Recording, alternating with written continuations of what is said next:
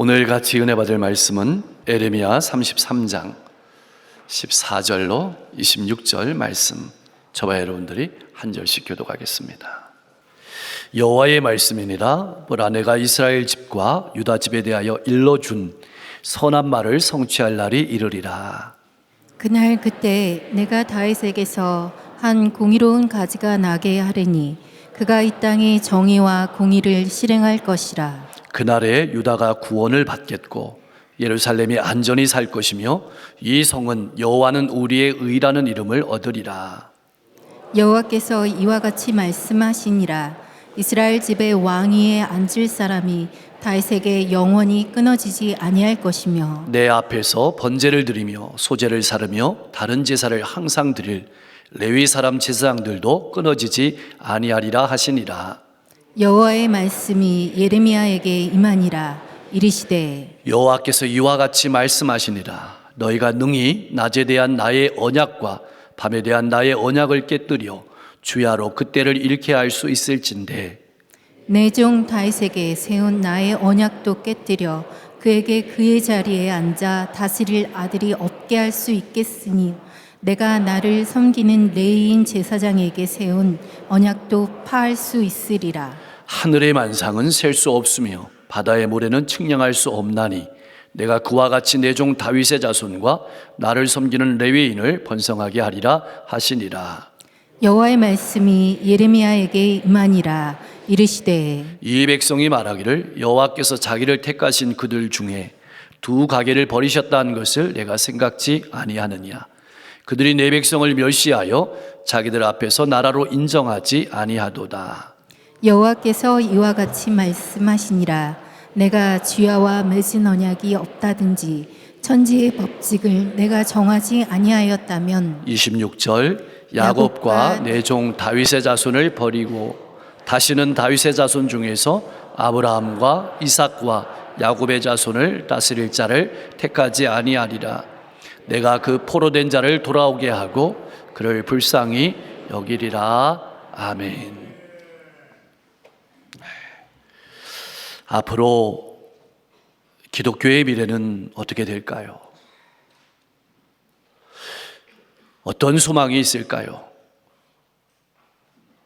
암담합니다. 그리고 고통스럽습니다. 우리는 어디서 교회의 소망을 발견할 수 있을까요? 예레미야 선지자가 활동하던 당시 이스라엘 백성들이 마주한 상황은 암담했습니다. 그 어떤 소망도 보이지 않았습니다. 이미 많은 사람이 죽거나 포로로 잡혀갔습니다. 그나마 모양이라도 남아있던 이스라엘 백성들의 영적인 토대였던 예루살렘은 바벨론 군대에 함락되기 일보 직전입니다. 함락은 시간 문제였습니다. 거기다가 예레미야도 시위대 뜰에 갇혀서 미래가 불투명한 상황이었습니다. 너무도 비참한 현실은 하나님을 향한 기대와 믿음을 아주 희미하게 만들었습니다. 하나님께서 내 형편을 아실까? 하나님께서 우리를 구원하실 수 있을까? 사랑하는 성도 여러분, 여러분의 인생의 소망은 무엇입니까? 여러분의 현실이 암담하지는 않습니까? 믿음이 희미해지는 분은 없습니까? 바로 그때 포로로 잡혀가서 암담하여 어떤 희망도 발견할 수 없고 언제 이 포로 생활이 끝날까 알 수 없어서 고통스러워하던 그때 예루살렘이 무너질 것을 바라보면서 두려워하는 마음이 나를 삼키려고 몰려오는 그때 하나님께서 말씀하시는 것입니다. 14절 말씀입니다. 여호와의 말씀이니라. 보라, 내가 이스라엘 집과 유다 집에 대하여 일러준 선한 말을 성취할 날이 이르리라. 보라라는 말은 여기에 집중하라는 뜻입니다. 지금부터 하는 말이 중요하다는 뜻입니다. 다시 말하면 지금부터 하는 말이 너무도 중요하니 다른 데 귀를 기울이지 말고 이 말씀에 귀를 기울이라는 말씀입니다. 하나님이 말씀하신 그 약속의 날이 이루어질 날이 이스라엘 백성들로는 도저히 상상할 수 없는 그런 날들이 온다는 말입니다. 다시 말하면 시간이 흘러가서 인생에 소망이 있는 것이 아니고 하나님께서 약속하신 말씀이기에 소망이 있다고 말씀하시는 것입니다. 여러분은 어떤 소리에 귀를 기울이고 살아가고 있습니까? 하나님의 말씀입니까? 아니면 이익이 되는 소리나 나에게 즐거움을 주는 소리에 귀를 기울이고 살아가고 있습니까? 하나님의 말씀이 들려오는 삶이 가장 복된 삶인 줄 믿습니다. 사랑하는 성도 여러분, 하나님께서는 무엇을 말씀하고 싶으신 것일까요? 아무리 절망적인 상황 가운데 있다 할지라도 희망을 잃어버리지 말라고 말씀하고 계시는 것입니다. 하나님의 말씀에 붙들려서 하나님께서 일하심을 바라보고 하나님의 때를 기다리고 나아가라는 말씀입니다. 우리가 마음 깊이 새겨야 할 것은 하나님께서는 절대로 택하신 백성을 버리시는 분이 아니라는 것입니다. 택하신 백성을 구원하기 위해서 새로운 일을 행하시는 분, 그것을 성취하시는 분이 바로 우리가 믿는 하나님이십니다. 우리가 기도할 때 그 기도를 들으시고 응답하시는 분이 바로 우리가 믿는 하나님이십니다. 소망은 결코 사람에게서 나오지 않습니다. 사람의 권세에서 나오는 것도 아니고 사람의 명예에서 나오는 것도 아닙니다. 사람의 능력이나 사람의 기술, 사람의 인내에서 나오는 것 또한 아닙니다. 사랑하는 성도 여러분, 나는 어디에 소망을 두고 살아가고 있습니까? 사람이나 물질에 소망을 두지 마십시오. 오직 하나님께 소망을 두고 하나님의 말씀을 붙잡고 하나님의 은혜를 구하면서 이 어두운 시대를 말씀으로 불밝히며 나아가는 여러분과 제가 될 수 있기를 주님의 이름으로 간절히 축원합니다. 지금은 아무런 소망도 없어 보이지만 하나님의 때가 되면 다윗에게서 한 공의로운 가지가 나와서 온 나라를 정의와 공의로 다스릴 것을 말씀하셨습니다. 그것이 15절 말씀입니다. 여기서 다윗이란 말은 죽은 다윗 왕을 가리키는 것이 아니라 다윗의 후손을 가리키는 말입니다. 그러므로 한 공의로운 가지는 다윗의 계보로 오실 예수 그리스도를 가리키는 말입니다. 의의 왕이시며 영원한 대제사장이신 예수 그리스도께서 다윗의 후손으로 오셔서 구속사역을 통해서 택하신 백성을 구원하시고 그 택하신 백성을 통해서 하나님의 나라를 이루어 가신다는 말씀이 본문의 말씀입니다. 다시 말하면 나를 통해서 하나님의 역사를 이루어 가신다는 말씀입니다. 나는 이 사실을 믿고 살아가고 있습니까? 그렇다면 우리는 함부로 살 수 없습니다. 예수 그리스도의 성품을 닮아가고 예수 그리스도의 성품을 따라가고 가정과 일터와 이웃 가운데 나타내며 살아가야 합니다. 사랑하는 성도 여러분, 그렇다면 예수 그리스도께서 이 땅에 오실 때 어떤 일이 일어나게 되는 것일까요? 그것이 16절 말씀에 잘 기록되어 있습니다. 구원을 얻습니다. 뿐만 아니라 평안을 누리게 됩니다. 그리고 하나님의 의를 얻게 됩니다. 예수님께서 절망 가운데 있는 죄인인 우리들을 찾아오셔서 보혈로 씻어서 구원해 주시고 그리고 구원받은 우리를 통해서 하나님의 의를 세상에 나타내십니다. 예수님께서 영원한 왕과 대제사장으로 우리의 사망 가운데 찾아오신 것입니다. 왜 오셨을까요? 우리의 삶에 하나님의 성품을 나타내기 위해서 오신 것입니다. 그때 세상 사람들은 우리를 향해서 하나님의 의로운 백성이라고 부를 것입니다. 그래서 바울 사도는 고린도후서 5장 17절 말씀에서 이렇게 선언했습니다. 우리 같이 한번 고백하겠습니다. 그런즉 누구든지 그리스도 안에 있으면 새로운 피조물이라. 이전 것은 지나갔으니 보라 새 것이 되었도다. 17절 말씀은 나단 선지자를 통해서 다윗에게 주신 언약의 말씀을 다시 한번 강조하는 것입니다. 강조의 내용은 다윗의 왕위가 결코 끊어지지 않는다는 내용입니다. 당시를 살아가던 사람들의 관심은 두 가지였습니다. 하나는 이 다윗 왕조가 어떻게 될 것인가? 또 하나는 제사장직은 어떻게 유지될 것인가? 당시 백성들이 볼 때 유다의 멸망으로 이 언약은 폐기된 것처럼 보입니다. 실패한 것처럼 보입니다. 그러나 우리의 영원한 왕이신 예수 그리스도께서 다윗의 자손으로 나심으로 말미암아 하나님의 말씀대로 이루어졌습니다. 18절 말씀은 제사장직의 회복 역시 영원한 대제사장으로 오시는 예수 그리스도를 가리키고 있습니다. 그렇게 절망 가운데 불투명한 미래를 바라보며 살아가던 백성들을 향해서 미래의 소망을 주시는 분명한 말씀이 17절과 18절의 말씀입니다. 택하신 백성들은 하나님의 언약을 버리고 자기의 길로 걸어갔습니다. 그리고 멸망을 자초했지만 하나님께서는 그럼에도 불구하고 언약을 잊지 않으셨습니다. 영원히 끊어지지 아니하리라. 예수 그리스도께서 영원히 다스릴 것을 말씀하신 것입니다. 그래서 우리의 인생 가운데 소망이 있는 것입니다. 18절 말씀은 예수 그리스도께서 십자가에서 자신의 거룩한 몸을 제물로 삼아 영적인 제사를 단번에 드리심으로 말미암아 이제 성도들이 하나님 앞에 직접 나아가서 거룩한 산제사를 드릴 수 있는 그런 길이 열렸음을 예언하는 것입니다. 성도들이 이 시대에 제사장이라는 뜻입니다. 그래서 베드로 사도는 베드로전서 2장 9절 말씀에서 이렇게 증언하고 있습니다. 우리 같이 한번 읽어보겠습니다.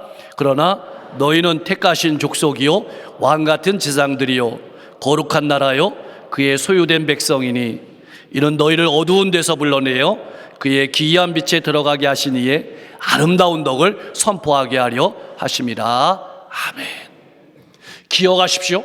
여러분은 많은 사람을 하나님께로 인도할 하나님의 말씀을 맡은 하나님의 제사장임을 잊지 마십시오.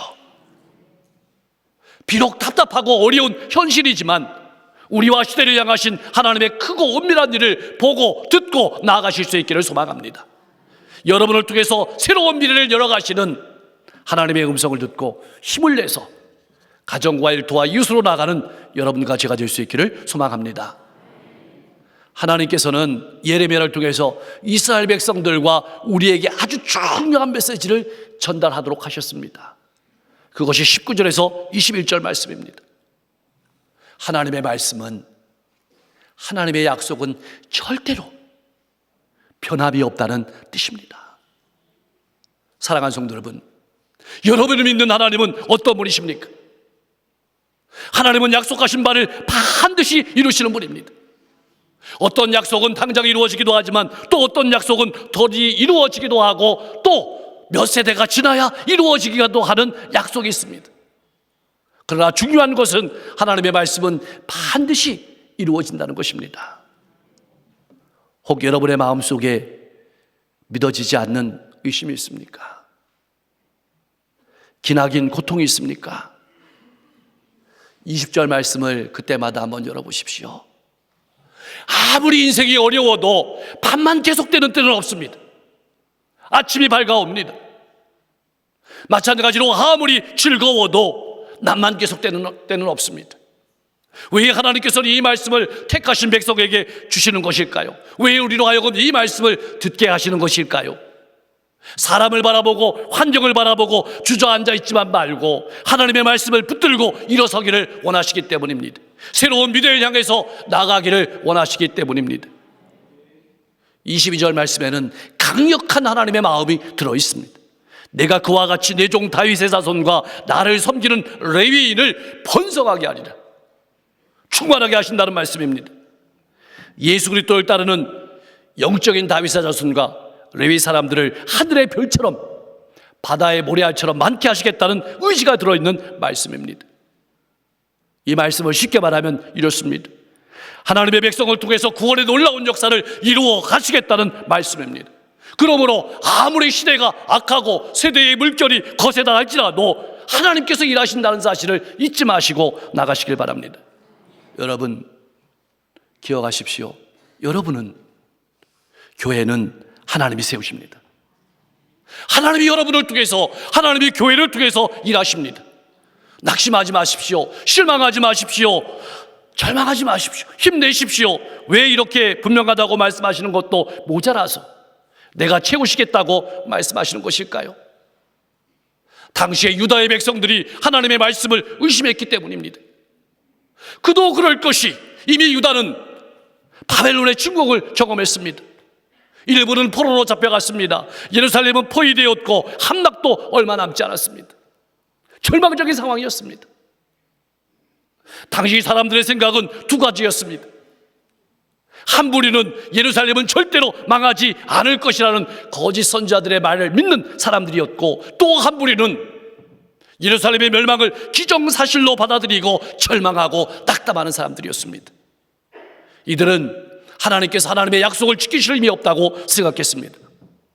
택하신 백성을 버리셨다고 생각했습니다. 이웃 나라들은 유다 백성들을 멸시하면서 유다가 다시는 나라를 이루지 못할 것이라고 조롱했습니다.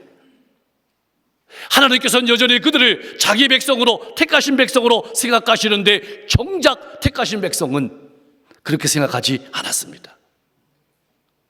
그들의 눈에는 모든 것이 끝난 것처럼 보였던 것입니다. 그들은 하나님의 말씀보다 자신의 경험, 자신의 눈, 세상의 정세를 더 의지했던 것입니다. 사랑하는 성도 여러분, 나는 어떻습니까?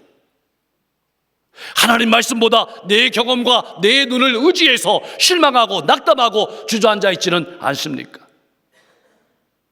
25절, 26절 말씀은 하나님의 언약은 반드시 이루어진다고 강조하는 구절입니다.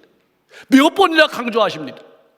이 말씀을 깊이 읽어보면 우리 인간의 마음이 얼마나 믿지 못하고 강박한 것인지를 보여주는 장면이기도 하고, 다시 한번 깊게 생각해보면 우리가 믿는다는 것이 얼마나 하나님의 큰 은혜이고 하나님의 사랑임을 확인하게 됩니다. 다시 말하면 믿어지게 된 것입니다. 여호와께서 이와 같이 말씀하시니라. 반복해서 말씀하셨습니다. 무슨 말씀일까요? 하나님의 백성들은 믿음 없는 세상 사람들의 말에 귀를 기울이지 말고 오직 하나님의 말씀에 귀를 기울이고 신뢰하고 들으라는 것입니다. 그런데 믿는 사람들 가운데서도 하나님의 약속을 의심하면서 살아가는 사람들이 많습니다. 우리는 해가 떴다 지는 것을 보고 살아가고 있습니다. 변함없이 해가 뜨고 해가 졌습니다. 마찬가지로 하나님의 약속도 불변하다는 것을 말하고 있는 것입니다. 그렇다면 이스라엘 백성들이 포로 생활은 무엇을 의미하는 것일까요? 하나님이 그들을 버리셨다는 것을 의미하는 것일까요? 그들이 죄된 길로 가기 때문에 하나님께서 징계하신 것입니다. 포로 생활하는 그곳에도 하나님의 말씀을 보냈습니다. 하나님이 함께 하시고 하나님이 지키시고 하나님이 그들을 인도하시고 다시 돌아오게 하시고 회복시켜 주신 것입니다. 하나님은 한번 선택하면 끝까지 책임지시는 분입니다. 오직 예수 그리스도를 통해서 우리를 다스리게 하시겠다는 말씀입니다. 사랑하는 성도 여러분, 왜 하나님께서 이스라엘 백성들을 회복시키실 뿐만 아니라 심으시고 축복하시려는 것일까요? 바로 예수 그리스도를 이 땅에 보내시기 위함입니다. 예수 그리스도를 통해서 천하 만민이 구원을 얻도록 하시기 위해서 세우신 것입니다. 이것이 하나님 아버지의 마음입니다. 반드시 구원받아야 한다. 멸망하면 안 된다. 왜 우리를 이 시대의 영적인 이스라엘인 교회로 세우시는 것일까요? 우리를 통해서 우리 가정과 일터와 이웃을 구원하시기 위함입니다. 예레미야를 통해서 주시는 하나님의 약속의 말씀에 우리를 향하신 하나님 아버지의 간절한 눈물이 들어있습니다. 예레미야 선지자의 눈물이 들어있습니다. 이 눈물을 가지고 우리가 남편을 바라보고 하늘을 바라보고 부모를 바라보고 자녀를 바라보고 이웃을 바라보고 이 지역과 민족과 시대를 바라보면서 울어야 합니다. 기도해야 합니다. 몸살이 나야 합니다. 사랑하는 성도 여러분, 나는 이 마음을 가지고 살아가고 있습니까? 예수 그리스도를 바라보고 나오는 자들을 하나님께서는 긍휼히 여기십니다. 불쌍히 여기십니다. 이 약속의 말씀을 붙들고 이 시대의 어둠을 밝히고 세상의 거센 물결을 뛰어넘어서 새로운 시대를 열어가는 여러분과 제가 될 수 있기를 소망합니다. 사랑하는 성도 여러분, 여러분은 어느 소리에 귀를 기울이고 살아가고 있습니까? 세상의 소리입니까? 하나님의 말씀입니까? 역사를 주관하시는 분은 누구입니까? 세상의 권력자입니까? 하나님입니까? 우리가 믿는 하나님은 절망을 뛰어넘어서 희망과 위로를 우리에게 선포하시고 우리를 사랑하시는 긍휼이 많으신 분입니다. 우리가 기대한 것보다 훨씬 좋은 것으로 주시는 분이 바로 우리가 믿는 하나님이십니다. 당시 이스라엘 백성들이 기대할 수 있는 가장 큰 것은 무엇일까요? 기껏해야 독립이나 포로에서 돌아오는 정도였을 것입니다. 근데 이것도 기껏해야라는 말이 아닙니다. 어마어마한 일이었습니다. 상상할 수 없는 일이었습니다. 불가능한 일이었습니다. 그러나 하나님께서는 돌아오게 하셨습니다. 회복시켜 주셨습니다. 그러나 하나님의 사랑은 여기서 끝나는 것이 아니었습니다. 예수 그리스도를 보내주셨습니다. 누구든지 예수 그리스도 안에서 하나님의 백성이 되는 축복을 주신 것입니다. 또한 예수 그리스도를 믿고 따르는 하나님의 귀한 백성들에게 영원한 하나님 나라를 바라보면서 살아갈 수 있도록 성령을 보내주셨습니다. 사랑하는 성도 여러분, 여러분의 삶에 어려움이 있습니까? 여러분의 삶이 막막합니까? 앞이 보이지 않습니까? 그렇다면 오늘 말씀을 다시 돌아보시기 바랍니다. 하나님의 말씀이 언제 주어졌습니까? 하나님의 말씀이 어떤 상황에서 주어졌습니까? 절망의 상황 속에서, 앞이 보이지 않는 상황 속에서 곧 바벨론에 잡혀가게 됩니다. 포로로 잡혀가게 되고 수많은 사람이 죽음을 당하게 될 것입니다. 거기엔 제사장들도 있습니다. 그때 하나님께서 구원과 소망의 말씀을 주시는 겁니다. 여러분, 우리 인생에 보이는 것이 전부가 아닙니다. 우리가 어떤 상황에 있느냐도 중요하고 우리가 얼마나 많은 것을 가지고 있느냐도 중요하지만 가장 중요한 것은 하나님의 말씀을 듣고 있느냐는 것입니다. 하나님의 말씀을 살아내고 있느냐는 것입니다. 예배당에 있는 것도 중요합니다. 그러나 말씀을 들어야 합니다. 우리 인생 가운데 무엇이 가장 큰 아픔일까요? 하나님의 말씀이 내 마음속에 들려오지 않는 것이 가장 큰 아픔입니다. 하나님의 말씀입니다 라는 말씀은 하나님의 자녀는, 하나님을 믿는 사람은 아무리 어렵고 힘들어도 하나님의 말씀을 붙들고 살아가는 사람, 하나님의 말씀을 붙들고 살아내는 사람이어야 한다는 뜻입니다. 하나님의 뜻이 우리 인생 가운데, 우리의 삶 가운데 이루어지기를 기도하며 살아가는 사람이 그리스도인입니다. 여러분의 인생을 돌아보십시오. 여러분의 인생 가운데 가장 좋은 날이 언제였습니까? 여러분 신앙생활 가운데 최전성기가 언제였습니까? 마음속에 하나님의 말씀이 들려오고 기쁨과 즐거움이 솟을 때가 아니었습니까? 하나님의 말씀은 반드시 이루어집니다. 인간은 약속을 깨뜨립니다. 배반합니다. 이것을 밥 먹듯이 하지만 하나님은 반드시 지키십니다. 이스라엘은 망하고 다윗 왕조는 사라지고 성전이 파괴된다 할지라도 하나님의 말씀은 반드시 이루어집니다. 이사야 선지자는 이사야 55장 11절 말씀에서 분명하게 선포했습니다. 우리 같이 한번 읽어보겠습니다.